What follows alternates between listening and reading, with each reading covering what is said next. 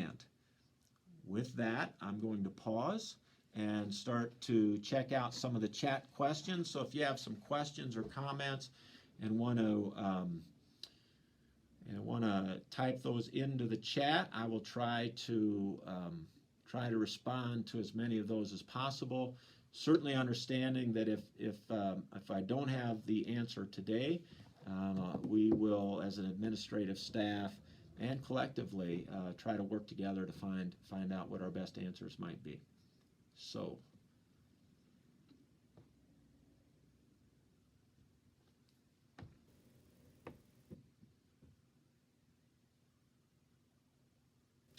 To what degree can we be in our classrooms? Yeah, that's an interesting question. In fact, that's one of the things that became a little bit of a confusion point with the governor's announcement, because she certainly made it sound as if no one was supposed to be in the buildings. But we're going to work to clarify that piece. In the press release, the governor did say that buildings would be open, which for us, because of spring break, would be March the 30th. If schools are not on spring break, it would start on March the 23rd. She did, in the press release from the governor, it did say that small groups of staff members could be gathering starting on that date. So I do anticipate that we will have some access, but we have to coordinate that with the sanitation efforts as we move forward. More detail will come on that. Parents have asked if they will be able to pick up student supplies. We're working for clarification on that. That was a topic this morning that we're working on as well. So we'll have to work on an answer. Yes, eventually. We don't plan on keeping people's stuff. So we're going to work on a plan for what that's going to look like, and will that be. Will we have a graduation ceremony? We will in some way recognize and honor our graduates.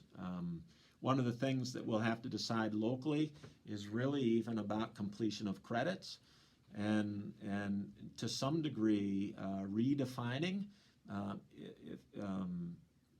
maybe not for the long run, but at least for these specific circumstances, what we require locally for that graduation. Everyone that I've had conversations with within the system is very much committed to making sure that we do honor and recognize our graduates in some way. Let's see. I've connected. We have a Facebook group, and we're working on that. Yes, if you have methods for continuing conversations or connection with your students and parents, you'll be able to continue those methods. I had student contact me because his iPad is broken. How are we going to go about readdressing issues with the technology with it broken? That is a little bit of a unique situation. I would encourage that student has already contacted you, so Jessica, if you would send that student information to Jason, and we'll try to see what we can do with that. What about electives, mostly particularly tech class? I've posted many things already for kids who can at home. Many don't have that as an option, so we were possibly giving out devices and providing. Yeah, we're working on a plan for how we can deliver. One of the first issues that we recognize is that if we move to an online format, if a student doesn't have a device or doesn't have internet connectivity, or if teachers don't have internet connectivity at home, that is an issue. And we don't know exactly what that's going to look like, but that certainly is part of the challenge for the administrative team the remainder of this week, and for all of us when we come back that week of March the 30th to continue to look on and work for solutions. That is also part of the idea behind the information that we will collect from families. As I mentioned earlier, the admin team will be working this afternoon to identify what information we want to get from every one of our students, and we will develop a data collection process within that so that we can get a picture of what exactly that challenge is, to go from this vague belief that we have several students that don't have internet to knowing exactly which students don't have it, so that we can start to work toward a solution for that. Will we still be able to get into the building today until 4 p.m.? Yes, you will. That I'm not. We have not changed that till 4 p.m. Whew. At the risk, that window will not be narrowed. That window will not be narrowed till 4 o'clock. Absolutely, for you to get your things out of the building. When we make contact with students, what mediums are we allowed to use to do so? I expect our admin team to give guidance later this afternoon when they send out the email regarding how to contact them. Quite honestly, if I'm going to guess, pull up PowerSchool and make a phone call is going to be one of the ways that I think is going to be a very effective method. But there are other methods, whether it's Facebook or some of the other things that we might use. I'm currently downloading my yearbook class. I need to speak some about fish. Yeah, Dana. So the yearbook concerns. Jason, can she talk to you about that? Contact Jason for some of those specifics, Dana. Will the district or a local internet provider be setting up hotspots around town? How are we going to address the lack of internet? I think I've addressed that just a little bit. I don't know. We don't know that exactly.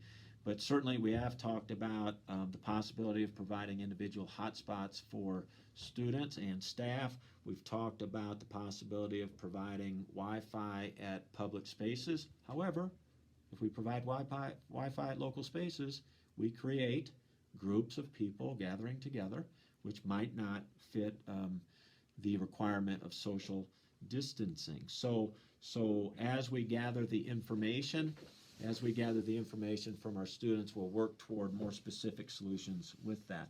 What about state testing? Will that be canceled?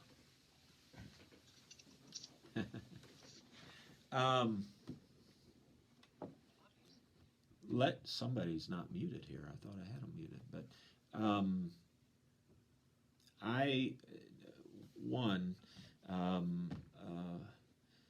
we are learning for reason. Our students and the continuous learning of our students, as I've stated before, are not about a high stakes state assessment. So what we're doing moving forward is in no way necessarily aimed at doing good on a state test. I don't expect that we'll take them. I think one of the there are so many federal requirements around how those assessments are given to students.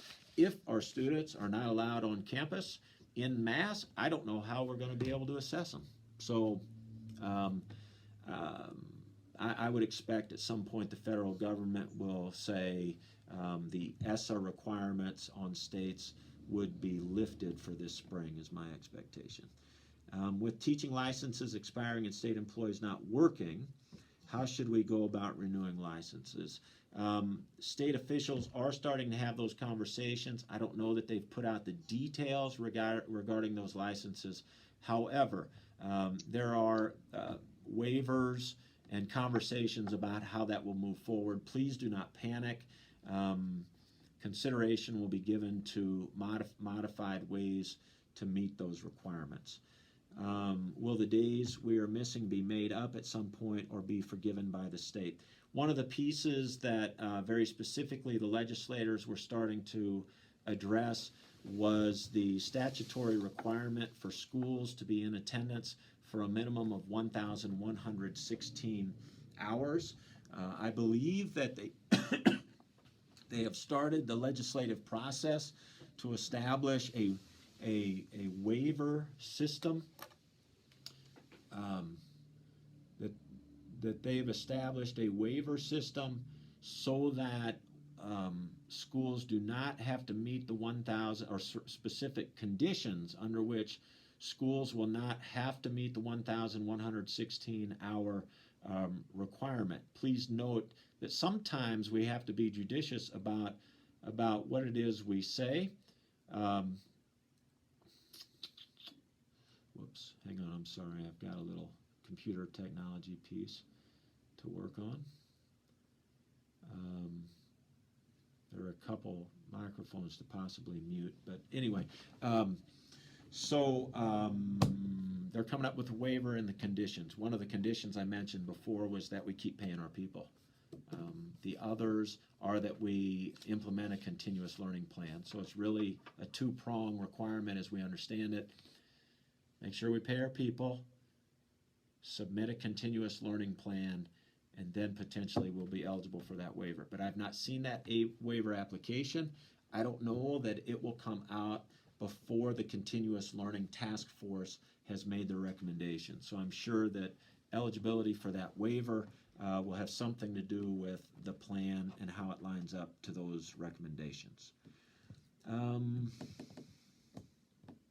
I was just texted asking about getting instruments from the band room for students.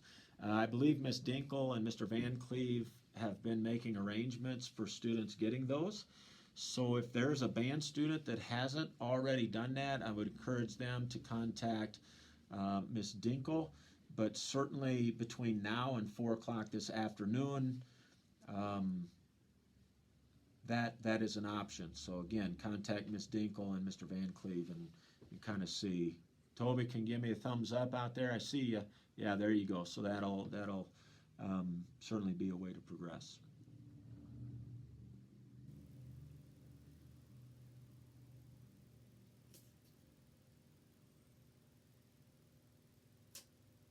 And the chat questions have ceased to come in.